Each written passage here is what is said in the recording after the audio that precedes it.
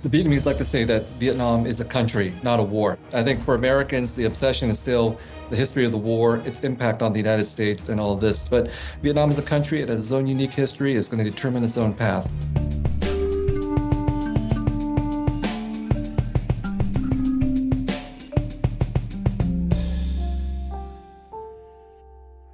Hello and welcome to GZERO World. I'm Ian Bremmer, and today we are looking back at the Vietnam War, 5 decades after the last helicopters left Saigon. What do you say about a conflict that took the lives of 60,000 American troops and over 3 million Vietnamese, reshaping the world in the process? It was a proxy battle between the United States and the Soviet Union. It was also the culmination of decades of imperialism in Southeast Asia. And for many here at home, it was the conflict that brought the most powerful nation in the world to its knees. To get into all that and more, I am joined by 2 people who have experienced the war's repercussions in deeply personal ways.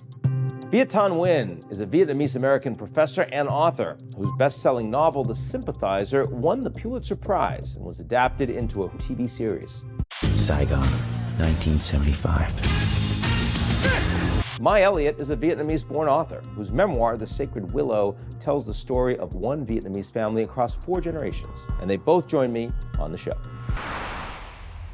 But first, it's been half a century since the last American helicopters left Saigon.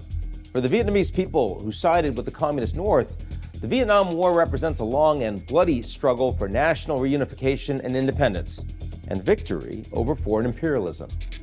It began long before American troops landed in Saigon, and it concluded long after their helicopters departed. For those in the South, it symbolizes a lost homeland, a shattered republic that launched a mass exodus in the making of a resilient diaspora, especially in the United States. For American leadership, the Vietnam War is a cautionary tale of unclear objectives, political interference, and the limits of American conventional power in guerrilla warfare. For the American people, it brought about a national reckoning that fractured faith in leadership and ignited widespread protest, trauma, and cultural upheaval. But this is also a tale of economic rebirth that rivals the success stories of post-World War II Europe. By the time that North Vietnamese tanks crashed through the gates of the presidential palace in Saigon back on April 30th, 1975, the conflict's body count was staggering. Nearly 60,000 American troops had died, a horror in its own right. As many as 2 million Vietnamese civilians perished, along with 1.3 million Vietnamese soldiers, the majority hailing from the North Vietnamese side. The country was united. It was also, of course, in ruins. Over the next 2 decades, things stayed dark. The communist government implemented a Soviet-style, centrally planned economy. Vietnam suffered mightily from economic mismanagement, food shortages, international isolation. The costly occupation of Cambodia from 1978 to 1989 deepened Vietnam's pariah status.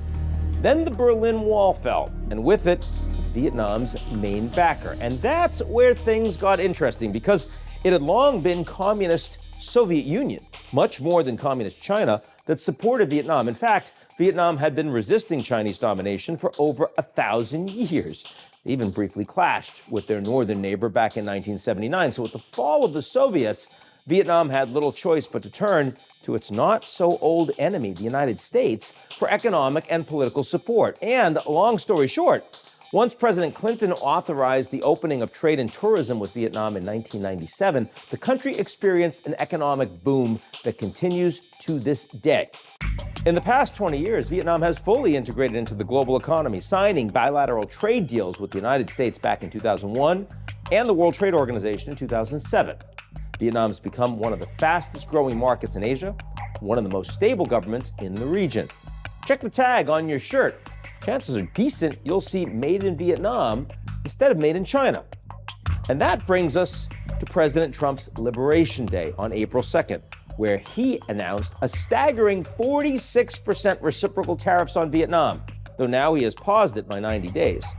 China's President Xi Jinping wasted no time to step in where President Trump stepped back, visiting Vietnam just a couple weeks later and urging the Vietnamese to, quote, resist unilateral bullying. Trump's response to that was as sober and measured as ever. I don't blame China. I don't blame Vietnam. I see their meeting today. Is that wonderful? It's a lovely meeting. The meeting, like trying to figure out how do we screw the United States of America? So now we see if Trump's unprecedented economic warfare will turn Vietnam to China for the first time in millennia. It would be one of many firsts in this brave new MAGA world. Here to help me take stock of the 50 years since the end of the Vietnam War, Viet Thanh Nguyen, Pulitzer Prize-winning author of The Sympathizer, and Vietnamese researcher and author Mai Elliott. Mai Elliott, Viet Thanh Nguyen, welcome to GZERO World. So much I want to discuss with you. And Mai, I wanted to start, if you could talk to me a little bit, since you were a grown woman in Vietnam when the war broke out. Tell us a little bit, for those of us that weren't there, what it felt like, what your experiences were. Well, the war was fought mainly in the countryside. So people living in the big cities like Saigon, we were somewhat insulated. But I experienced the war through my interviews with the insurgents and the North Vietnamese fighters for the RAND Corporation for a research project for the Defense Department. So I was living the war in real time through their eyes. And my most immediate experience with the war was when I visited a ward full of war victims. And that was the closest I came to what the war was doing to the people of Vietnam. And of course, in Saigon, there were a lot of beggars who were maimed by the war, or orphans who were living in the street, and refugees who were pouring into Saigon and living in horrible conditions. So I experienced the war through them more than through direct experience. Viet, you were 4 years old when Saigon fell. So, I mean, I don't mean to cast aspersions, but you're a little generationally different here. Your first memories would have been in a refugee camp in the United States, but obviously you knew your family. Maybe start a little bit with the dynamics there, about the conversations you were having that you remember from your earliest life with the people that you trusted the most, that raised you, and what that made you think about the war that they had just gone through. We fled along with the 130,000 other South Vietnamese refugees in 1975, and I'm pretty sure almost all of them were deeply anti-communist because many of them came from the political and military classes. My parents were actually merchants, so they were not a part of the politics or the military, but they were still very anti-communist because they were Catholic. And so I grew up steeped in anti-communism and in Catholicism in Vietnamese refugee communities. And I felt that we were a community that had lost so much. People felt they had lost a country. Many people, including my own, had left family members behind. There was a lot of melancholy, rage, anger, bitterness, sadness, a whole gamut of emotions. And out of that, people were still trying to rebuild their lives, their shattered lives. So I just remember growing up with an awareness of how much was at stake here, that because we had lost so much and we were trying to rebuild, I was watching my parents work 12 to 14-hour days almost every day of the year in their grocery store. And that experience was very similar to what everybody else was undergoing at the same time. And we also, for many of us, had to worry about the relatives we had left behind. So my parents were also sending money back as early as they possibly could. And there was this sense that we were still tied to Vietnam, even though we've been cut off from it as well. And I mean, what sort of connection, what brought you together with the members, the relatives that were back in Vietnam, and what drove you apart? When did you see points of, sort of engagement and tension? I think it was a very tragic situation. I was too young to remember this, but my mother, soon after she came to the United States, her own mother died. Can you imagine your mother dying and you're separated by thousands of miles and you're not there to mourn her? It was devastating for her. And she ended up, in a psychiatric facility because of that. And she did recover eventually. But stories like that, I think, were not unusual at all. Life went on back in Vietnam, and that meant life and death. And everything had to be experienced vicariously. And it would take time before people could start communicating with each other because communications were cut off. How would you say the average American misunderstood what you were going through, misunderstood the impact of the war? You have to understand that in 1975, I believe that surveys revealed that the majority of Americans did not want to accept refugees from Southeast Asia. So that's Vietnam, Cambodia, Laos. I think there were a lot of misperceptions of who Southeast Asians were because the exposure that Americans had to these countries were purely through the ideas of war. They were seeing the country through, photos, television reportage, movies, and so on. And Vietnamese people did not appear, I think, in a very complicated fashion in these representations. We were victims, or we were the Viet Cong, and so on.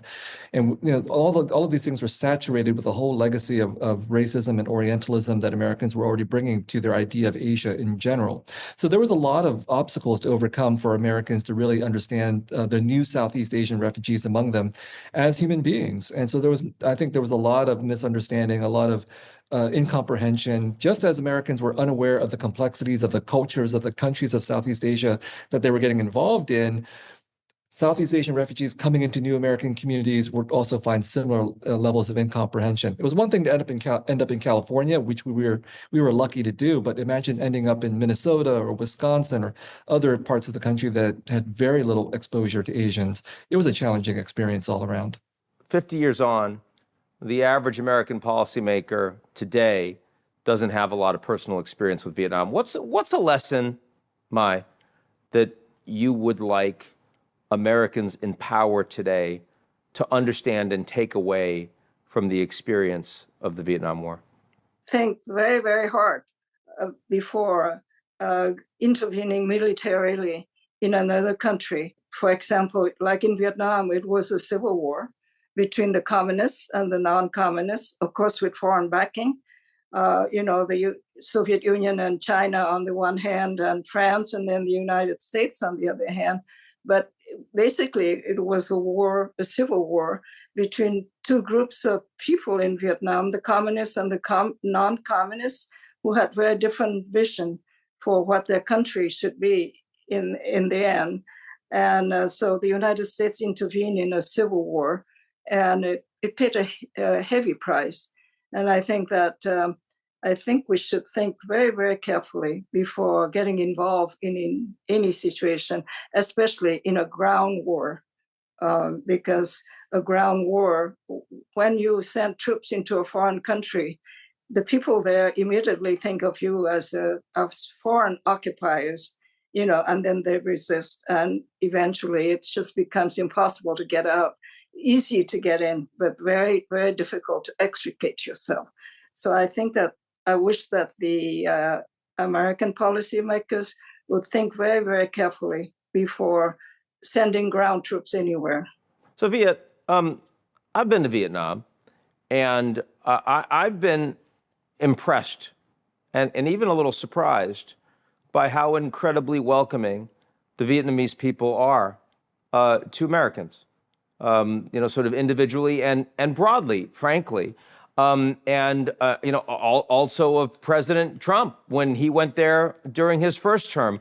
Wondering, given the staggering mistakes that have been made and the recency of the war, how do you think that's come to be? Relative to Vietnamese history, the period of American involvement in Vietnam was kind of short. Compared to China, for example. Yeah, compared to China. I mean, long for Americans, obviously. The war in Vietnam officially for the United States was about 8 years in terms of having ground troops in there, which is, again, long for the United States, but very brief for the Vietnamese. And so the Vietnamese will always say, obviously, that, China colonized us for 1,000 years. That's always been the refrain. And of course, China is the vast presence to the north of Vietnam that continues to determine so many of Vietnam's economic and political and military concerns. So I think the Vietnamese are pragmatic when it comes to the United States. Yes, there was an awful war. And if you go visit the military and the history museums in Vietnam, there is quite an accounting of what the United States did. But that's all framed within this other narrative of, we have the need to develop the country economically. We have the need to develop allyships and partnerships that will allow us to survive in this environment with China and so on. And then the other thing I think to remember is that as much as the Vietnamese have been willing to reconcile with the United States at the level of foreign policy and economic policy and with tourists and veterans who are returning, the tensions with their diaspora are significant. So there's a Vietnamese diaspora of around 4 million people compared to a population of about 95 or 100 million Vietnamese people in the homeland. The diaspora exists mostly because of the war and its consequences. And for a long time, there has been many significant tensions between Vietnam and these diasporic populations. Some in the diaspora remain anti-communist, would like to see political change in Vietnam. Obviously, the government does not like that kind of a stance. The government does not like to bring up difficult histories of things like re-education camps or the so-called boat people, that there was an exodus of refugees. There are interpersonal emotional tensions sometimes within Vietnamese families. So that terrain, as you would imagine, after a revolutionary war and a civil war, even if we look at the United States as an example, that terrain between Vietnamese people can be, not always, but can be a fraught terrain. I think most Vietnamese in the United States remain very strongly anti-communist. At the beginning, it was very, very difficult for anybody to express any sympathy for Vietnam or to advocate, better relationships between the United States and Vietnam. Things have changed now. The ties have strengthened. A lot of Vietnamese, the younger generations in particular, have returned to Vietnam to do business, to visit, to, renew ties with the old motherland. But things have changed a bit, but not completely. I think a lot of Vietnamese in the United States would like to see the communist regime fall. But there's nothing they can do about it. But I think there's still a lot of antagonism. Vietnam's been in the news of late, of course, with not only the United States putting significant tariffs on the country, and then most of that with a 90-day reprieve, but then, of course, Chinese President Xi Jinping heading to Vietnam, greeted at the airport by the president, signed some 45 significant economic deals, and Vietnam's principal trade partner is China, not the United States. Viet, how do you feel about the dynamic, the tensions today between the United States and China over Vietnam? Do you think it's going to likely change the trajectory that Vietnam is on? Well, as I mentioned earlier, Vietnam has always had to contend with China, and that was true even during the Vietnam War period and afterwards. Was China an ally or was China an antagonist? Things switched. So China supported Vietnam during the war against the United States, but immediately afterwards, China invaded Vietnam in 1979 due to other issues with Cambodia. So it's always been a complex terrain. Vietnam has always tried to negotiate its stance relative to China. So in this instance, obviously, I think where the United States has at least proven itself to be temporarily antagonistic with Vietnam around the tariff issue, it makes sense for Vietnam to have an alliance with China. So I think that terrain is unpredictable, what's going to happen. And it depends on how China and the United States negotiate and what kind of conflicts happen and occur between them. I really cannot predict what will happen if we go beyond trade war into actual war between China and the United States. I mean, that is just a nightmare scenario for all the countries around that region. And so I think people in Vietnam are understandably nervous about how these power plays will occur between these two superpowers. But a level of, hey, we've got problems with the U.S., so let's make sure we have a little more stability with China, irrespective of what we think of them. Is that what I'm hearing you say, Viet? I think there's a degree of pragmatism that's involved, and it is in tension with other issues because periodically there will be a resurgence of Vietnamese nationalism in regards to China, like, is China infringing on our autonomy, et cetera, for various kinds of reasons. So it is a difficult terrain that the Vietnamese government and Communist Party has to play between this long history of anti-Chinese sentiment and Vietnamese nationalism, along with the need to, again, position China and the United States against each other. I think that Vietnam has a bifurcated relationship with China and the United States for its own national interests and security concerns. So, as a Vietnamese analyst put it beautifully, he said that if Vietnam gets too close to China, it risks being dominated by China and it will lose its country. If it gets too close to the United States and exposes itself more to the liberal democracy viewpoints that the United States advocates, it would lose its regime. So it wants to be close to the United States to counter Chinese expansion, especially in the South China Seas. But on the other hand, it wants to stay very close to China because China is a communist country with a socialist system dominated by the Communist Party, which Vietnam is and would like to remain. So I think that Vietnam will follow this kind of policy for a long time because of these two overriding concerns for its existence and survival. So this is the first show we've ever done on Vietnam. It's 50 years after the war. It felt like an appropriate time. What's the thing that you would like viewers to truly understand, to keep with them, not forget, that is relevant going forward? A lesson learned, an importance, a line in the sand. I mean, where would you like to go with that, Viet? The Vietnamese like to say that Vietnam is a country, not a war. So that's the first lesson. I think for Americans, the obsession is still the history of the war, its impact on the United States and all of this. Obviously very important, but Vietnam is a country. It has its own unique history. It's going to determine its own path. But the second thing I'd like to say, and it's affirm something that Mai said earlier, which is what military and political lessons should the United States have learned from Vietnam? And I agree. I mean, the lessons that the United States should have learned is do not get involved in wars of independence and liberation, and do not put your troops on the ground in situations you don't understand. And unfortunately, history has already demonstrated that the United States has not learned those lessons. From my perspective, the wars in Iraq and Afghanistan after 9/11, these were direct sequels to the war in Vietnam, and both of them ended disastrously for the United States and for many Iraqis and Afghans as well. So the recent American history is not positive in terms of whether the military and political establishments of the United States have learned the appropriate lessons, which is, I think, the major reason why we need to keep on revisiting this history. Vietnam is where the United States would have wished it to be, a friendly country in a way, in many ways, and a country that is integrated into the world economy, and a country that is stable. And so that's the irony of the war, is that we intervene to create a country that is now where it is without American intervention. And I think that you asked the question why Vietnamese are so friendly with the Americans. I think that that's because we've always made the distinction between the American people on the one hand and what the government was doing in Vietnam. And I think that, Americans go to Vietnam now, and it's just like, any other country. Actually, I saw an ad many years ago, which tickled me, which said that Vietnam is now one of the most secure countries in the world to visit for Americans. And so, I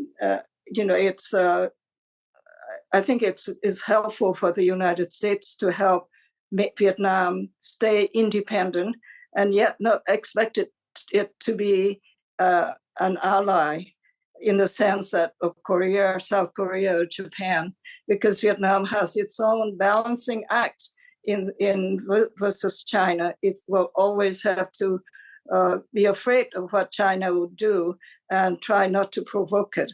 And so I think that the lesson is, to treat Vietnam as a friendly country, but don't expect it to be openly your strong ally in Asia.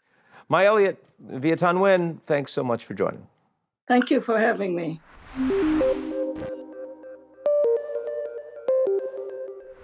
That's our show this week. Come back next week if you like what you've seen, or even if you don't, but you have your own seismic, historic, geopolitical conflict that you need to put into context. I want to take a moment and sign up for our most excellent daily newsletter, appropriately titled GZERO Daily.